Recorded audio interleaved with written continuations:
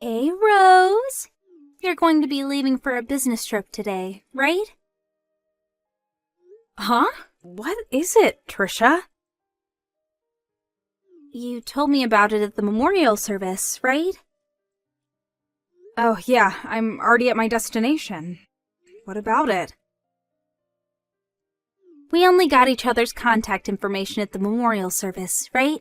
Even if we are cousins, I thought it would be rude to contact you when you're busy, so I thought I should ask you about it. Oh, is that so?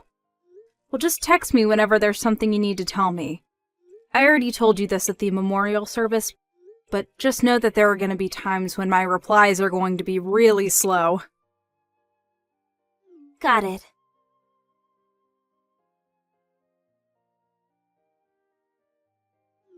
Good morning, Mrs. Yates. Is now a good time?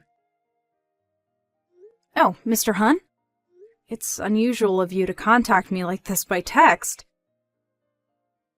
Yep, even though we did exchange contact information when I moved here. I mean, it's faster to just talk to each other in person when you live in the room next door. So, what's the matter? Well, this is going to sound rude, but I have a question for you. You said that you were going to be gone for a while, right? Oh, yes, about 2 more weeks. The lights in your room are on every evening. What? I'm currently on a business trip, so there shouldn't be anyone in the house. Yes, it looks like the lights are being turned off during the day, which caught my attention, so I decided to contact you. It's not like you come home from your trip occasionally, right? Yep, I haven't been home since I left. Did you ask one of your acquaintances to check in on your house then? I asked my landowner to do that for me, but I doubt he would visit every evening. Huh. So what is it then? Maybe a thief. What? Oh, never mind. I guess it's strange for a thief to visit every night, but if it's not your landowner, then that means that someone must have a spare key to your room. That's probably not the case. My parents' house is far away as well, so... Do you have any relatives living nearby? I have 2 cousins who live at a place that's a 20-minute drive from my house, but I haven't given them spare keys. Don't you think that this is quite serious? It seems so. I'll tell my company about it and come home this evening. Should I tell your landlord about it? Yes, it might make things go smoother if you told him what you know about the situation. Understood. Oh, and please contact me when you arrive. The landowner's a woman past her 70s, so I think that it would be helpful to have the help of a man at times like this. Thanks, that would be really helpful. Well, come home safely then. Yep, thank you for contacting me.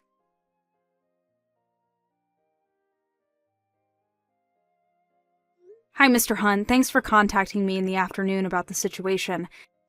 I just arrived at my landowner's house. Hi, Miss Yates. It must have been a long trip.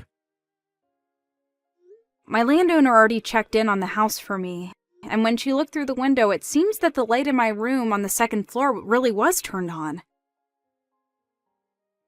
I was able to get home from work a bit early today, so I was observing your room. It seems that the person arrived 1 hour earlier than you. The window was open strangely, so I did a bit of eavesdropping and, What is it? well, I think I heard the voices of a man and a woman. What? A man? And a woman? Well, what they were saying was, they must have been having sex based on what they were saying. Huh? Sorry if I'm wrong, and it's just my misunderstanding. Oh, don't be. Thank you for the information. Me and the landowner are going to be entering the house now. I know it's a hassle, but would you mind coming with us? Understand. I'll be waiting in front of your room.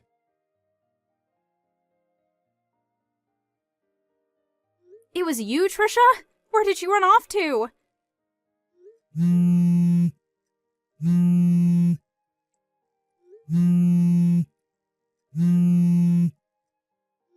You're only fast when you run away. Huh? Why are you back so early? That's not the problem. Why are you using my house as a hiding place for cheating? You were always the type of person who did whatever they wanted, but cheating on your husband while he's on assignment on his own is going too far. Hold on. Weren't you supposed to be abroad for 2 weeks on a business trip? Huh? Abroad? That's why I thought we could use your room instead of going to a hotel. My business trip was just to a neighboring prefecture. Huh? That's not the point, though. You used my spare key without my permission, didn't you? Let me guess. Was it at the memorial service 1 month ago? Yes. I heard that you were going to be abroad for 3 weeks on a business trip, and I also noticed that there was a locksmith near the shrine we had the memorial service at. I thought that this was the perfect chance, but why have you come back so early? It's Candace, our other cousin, not me, who's going abroad on a business trip. Huh? Candace? You were sitting right behind us at the memorial service, right, Trisha? That's probably when you overheard us talking about how we were going to go on a business trip at the same time. You probably had it mixed up and thought I was going abroad and Candace was staying in the country. But you work at a foreign firm, right, Rose? Which is why I thought for sure that you were the one going abroad. I see. So you've got even that wrong. I work at a medium-sized company that just has a few offices around the country. Huh? It's Candace who works at a foreign firm. No way! There's no way Candace, who grew up poor and without a proper education, could get into such a place. It looks like you haven't changed and how you're still full of prejudices. Don't you know how hard Candace has worked up until now? She got into university with a scholarship that exempted her from having to pay a tuition since her grades in high school were so good. She even graduated at the top of her class since she's so smart. Wasn't she a high school graduate? Wow, how far do your prejudices go? Fine, who cares? It's not like you know who my boyfriend is or anything. Speaking of which, wasn't the man you fled my room with back there Candace's fiancé, Mr. Tyson? You know? Candace introduced me to him just recently, so we've met each other before. No way. When I barged into the two of you back there, he made a face looking like he knew he screwed up and said my name. It was Mr. Tyson, without a doubt, right? I'm going to tell Candace about this. Hey, hold on! Of course I'm going to tell your husband about it as well. I said hold on!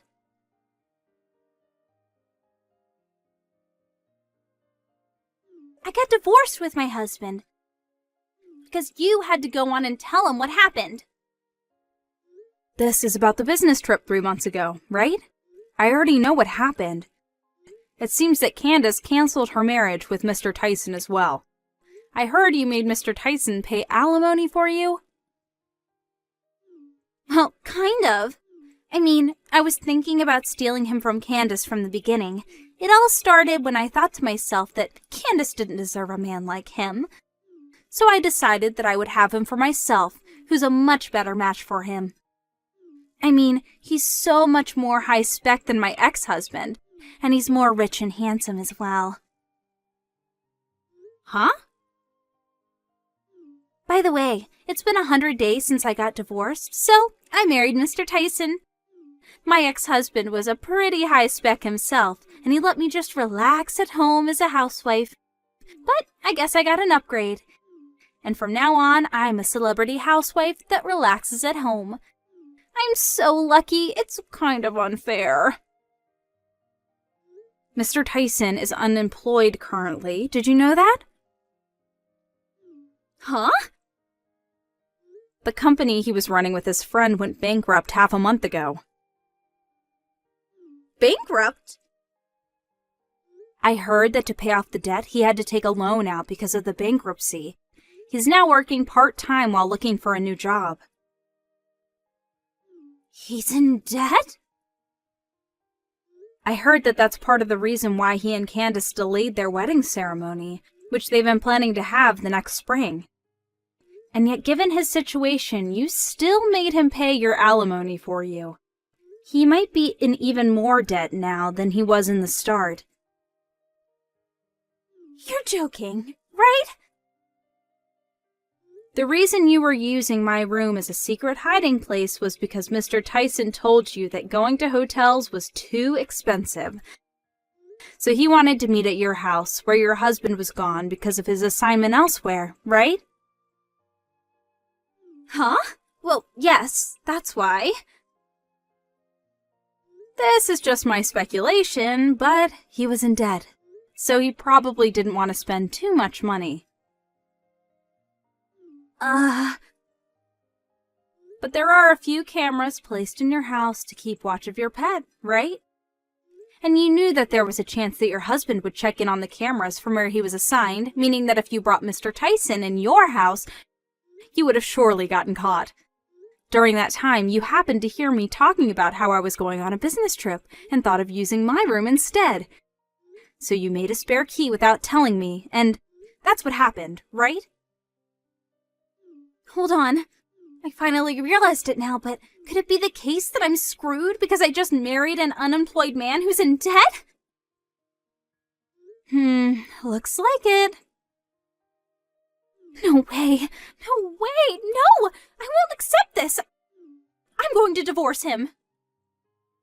But is it going to be that easy? Huh?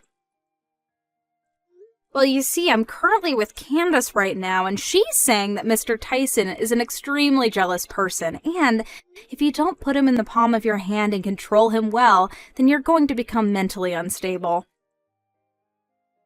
What? She says thanks for taking her hands off of such a bothersome man. What do you mean? Well, that's the situation, so good luck. Don't scare me like that. Rose!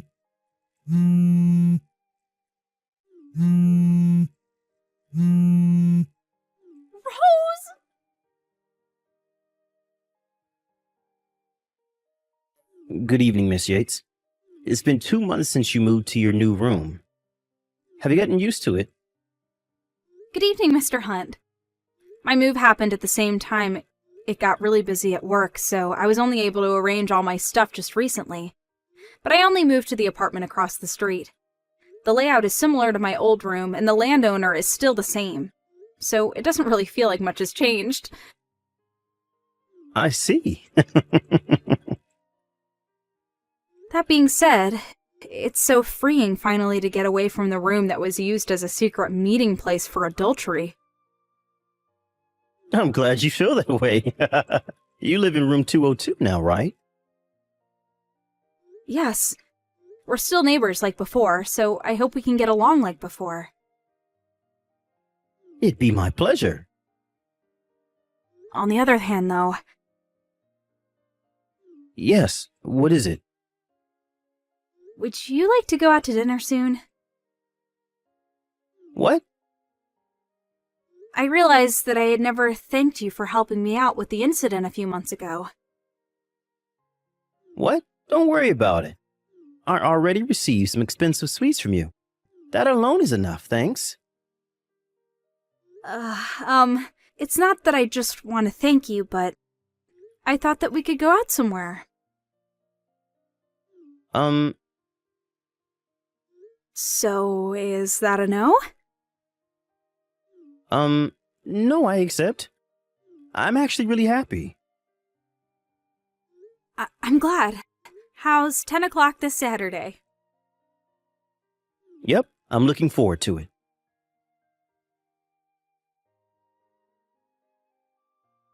Trisha was unable to tell Mr. Tyson that she wanted to divorce him, and she was forced to take on his debt with him as his wife. But it didn't change the fact that she had stolen another woman's fiancé, so she could no longer depend on her parents since they had cut ties with her. Her dream of being a celebrity housewife that just relaxes at home was now not just a dream, but a dream inside a dream. Instead of living the life she thought she was going to live after marrying Mr. Tyson, she now lives in poverty, even though she works from day to night every day. She was immediately thrown into a horrible life. Not only that, but it seems that what Candace said was true, so that now Trisha is on the verge of mental illness. After sending her last message to me and Candace saying that it wasn't supposed to be like this, we no longer heard anything from her, since it seemed like she could no longer pay her phone bills.